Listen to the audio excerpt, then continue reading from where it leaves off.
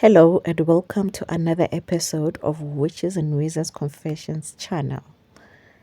Today's episode is about a friend who lost her marriage to her best friend. It reads as follows. Please keep me anonymous. As we are about to enter into the new year, I'm just sitting here thinking about what to take with and what to leave behind. It crossed my mind that I'm leaving a friend of mine that I've known my whole life, a friend I've loved with everything in me. Now I am learning how to unlove her, and it's painful.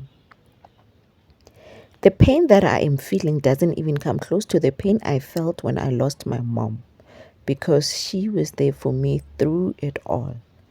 She comforted me and stood by me when no one really cared. Her betrayal has me screaming even in my dreams for the pain from the pain. Her betrayal has me screaming in my dreams from the pain. She got married to a very rich man while I was struggling with my hustling boyfriend, but she never judged me. In fact, she used to tell me to stick by him because what matters is love. But she made it clear that she could never ever be with a struggling man because she believes she deserves life's finest dealings and princess treatment. I never took offense in this. Instead, we would just laugh it off. We remained close in everything, although now I am realizing that she never really celebrated my milestones. She only encouraged me and comforted me when things were going south. But when I achieved something, we always had to ignore it and act like it's not a big deal. She always used to say, Hi, Pumalap, people have been doing that for years. Then immediately start another topic. But she has comforted me. I've been comforted when things were really going south. Eventually, my hustling guy hit his highs and paid lobola for me. My friend didn't even show up. She only texted me 2 days later and told me how sick she's been, and I don't seem to care because I am busy with malobolo. I felt so bad and apologized endlessly. When my boyfriend bought a mansion, she told me not to move in before he finished paying lobola for me. But this time I didn't listen to her because she moved in with her man even before he paid lobola for her and only paid it 3 years later. She was very angry and became distant after I moved in with my boyfriend. I kept on reaching out, but I was just forcing. The vibe was no longer the same. I was the only one trying. My fiance then finished paying lobola for me and we had a white wedding. My friend came, but she was off. It was like she was at a place she didn't want to be. She seemed forced to be there even. I tried cheering her up until her energy also rubbed off on me. I didn't enjoy my wedding to the fullest. My energy became off as well. She refused to even be my bridesmaid. She came just as a guest, and that broke me. She was very close to my heart. On my wedding day, she gave me new earrings which she made me wear on the day. Because I wanted to make her happy, I wore them even though I had bought earrings I preferred wearing. But later on, I started experiencing a severe headache and sadly I couldn't celebrate till the end. I went to bed early. I was sick for a week after that. I barely enjoyed my wedding day. She kept her distance still. I am so full of prayer, so I prayed for the headache and my marriage. One night while I was still sleeping, I saw my friend in my dream. She was smearing the earrings she gave me in her own poop with her hands while staring straight in my eyes. I woke up and took off the earrings immediately. Then suddenly, the heavy energy and headache disappeared. Whew, why am I getting a heavy energy while reading this? But I didn't want to believe that my dream could mean anything. Not my best friend, never. We loved each other way too much to want to hurt each other like that. Then her husband divorced her for a younger woman. He was an old rich man, so it was very clear that he was used to changing young wives. I took her in to live with my husband and I. My husband really did not want her there for no reason.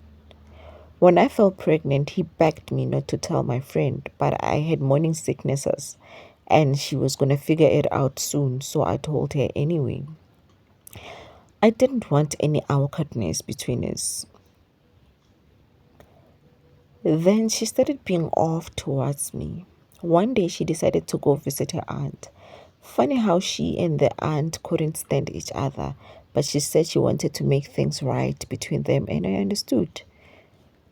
She came back a week later. When she got back, she went mute on me. She totally ignored me in my own house. I tried speaking to her, but she wouldn't answer. I then told my husband that I think he should be the one to tell her to leave. He refused and said she wasn't going anyway. She and my husband became pretty close and I got ignored most times.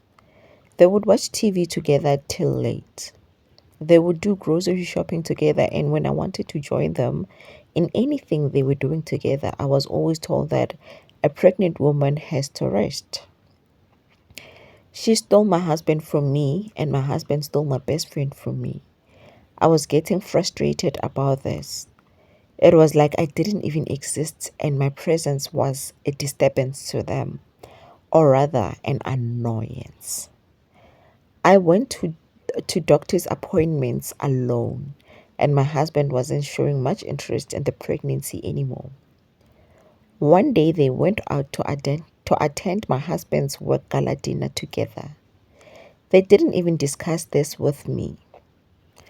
I just saw them leaving the house looking ravishing, and when I asked where they were off to, that's when they informed me about the gala dinner. That night I cried so much. I felt like a third wheel in my own house. It hit me hard when I found my husband's wedding band hidden in one of his shoes. I knew that my marriage was over. I decided to call my best friend's aunt to ask her niece to stop what she's doing. Her aunt then told me that my best friend is using muti on me and my husband. She further said that I will give birth to a dead baby if I don't leave that house.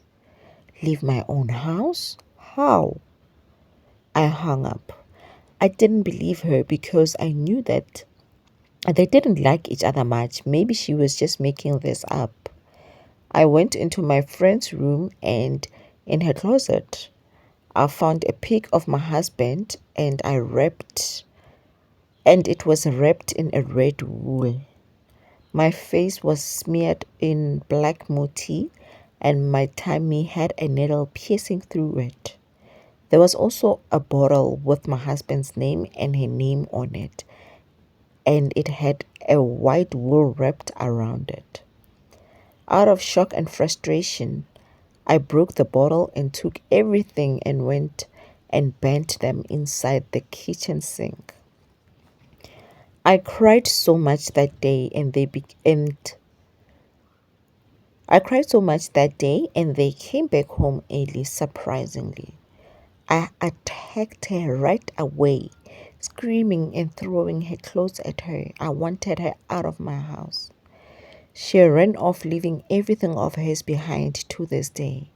And my husband apologized so much. We ended up crying together. We are still working on our marriage. We have a baby boy who has cerebral palsy, and we are grateful for the gift of life. I haven't heard from my friend or about her ever since.